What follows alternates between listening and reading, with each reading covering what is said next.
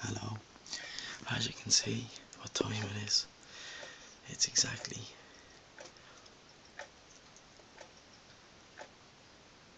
nearly 3 minutes to 5:15 in the morning. This is one of my baby albino Burmese pythons eating. This is the male that's eating. The male shed last night. The female hasn't shed yet, which I don't think will take her food. But this is my albino Burm, possible labrat, and I just wanted to get him eating. This is the male, and I didn't want to offer the female.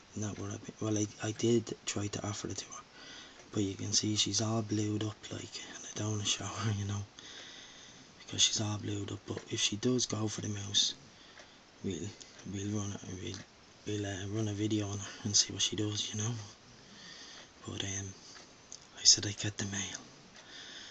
The male is the one that has the line, his arrow stops right at the top of his head, and then another saddle starts.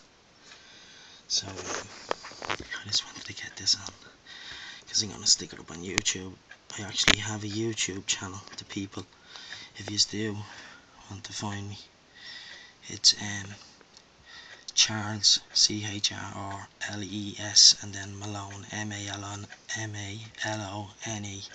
and then put 20 straight after it, and don't put any gaps, just Charles Malone 20, and my videos will come straight up. I only have the channel, I only got set up on YouTube, and then my own website is getting set up as well for all my types of snakes.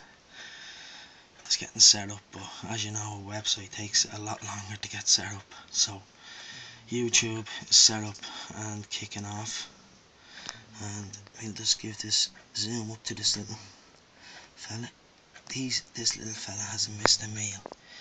I'm happy to say none of my new babies have missed a meal since I've got them, and I actually have new babies here myself that I'm at the hatching now, so I'm gonna have a tough time of feeding them,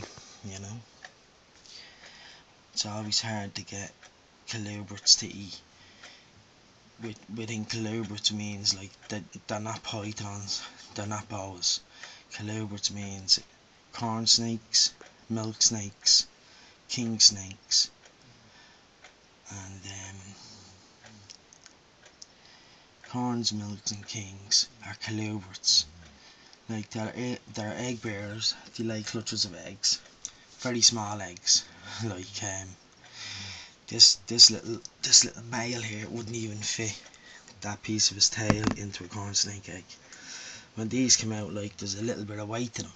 A corn snake comes out, and it's actually it's about, spaghetti bolognese. Do you ever see the strings in them? It's about about 3 strings thick, and that's it. So you have to try and get little baby mice called pinkies. Get them eating them, get them to put a bit of weight on, and after they put the bit of weight on, you can start giving them fuzzies then, and they'll work their way up to mouses like this. But a full grown corn snake will only eat a good size, bigger than a house size mouse, what someone would get, like a bit bigger than that. A full grown corn king or milk would eat, no problem, or even a small rat, no problem. But they're all from the colubrid family, which these are all my other top of the range snakes are pythons, Burmese pythons, albino Burmese pythons, African rock pythons for 100% heifer patternliness, and these are possible het labra, which is another bonus, you know what I mean? So I'll just see him wait one there in a minute. Let me see what he's up to. He's nearly finished that. So he's lovely colours in him there. That's how you know the male. See how long the tail is? That's how I can tell. And he has 2 little spurs. See right there with the ventral scale. That's where the ventral, where they go to the toilet from. And right up there, there's a spur on each side, like a tiny little nail. And for when he gets big enough, that's what he will breed with. He'll tittle the female with them spurs. And every male snake has two penises, which are called hemipenes. And they lock their tails in together. The male likes to get the tail under the female's tail, lock in. Sometimes they'll only lock with one hemipene. I can still get the snake pregnant, but many a snakes and I've hatched that have only locked with one hemipene. No, but you always see pythons locking with two hemipenes. It's a known fact, you know. But there's some snakes that are born with probably only one hemipene and one's after being ruptured or something, and then there's other things that can happen.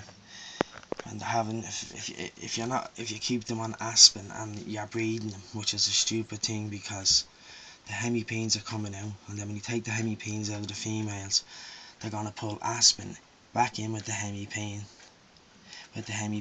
and if you don't get that aspen out of the hemipenes, what's gonna happen is your snake's gonna get an infection if you don't get it out, and he could probably lose his hemipene, or lose the two hemipenes. If he gets the aspen up to two hemipenes and you can't get it out, he loses them, and then it's just a snake you're gonna have to keep. He's not gonna breed for you, because he's but then again, he could die because you could get an infection over the aspen being pulled in.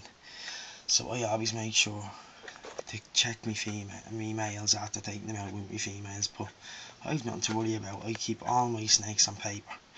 The only snakes I do not keep on paper is me green tree pythons. Paper is the cleanest thing to keep your snakes on. Like my snakes' tanks, they'll be spotless. The best logs to rub up against when they're shedding. There's the female there, see how blue her eyes are, see? She's not even interested. So actually I'd probably give that to him, he might take it. Nice clean water. And when you're snitting, these are fabulous boxes. I've said it umpteen times. Fabulous boxes for hatchlings. You know, fabulous. Like, your snake will shed perfectly, everything. One thing, if your snake is always shedding, make sure there's water there.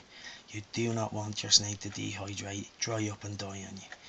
And that is why what can happen is, if you don't have water in with your snake when it's shedding, it can just die. So, mister, are you finished? This is Butch. Oh, sorry, Blade. Blade's finished. See the way his line just stops there and another one goes, which the female's is longer. So that's how I know. So, he's finished now, so I think we'll stop it. Right? Bye bye.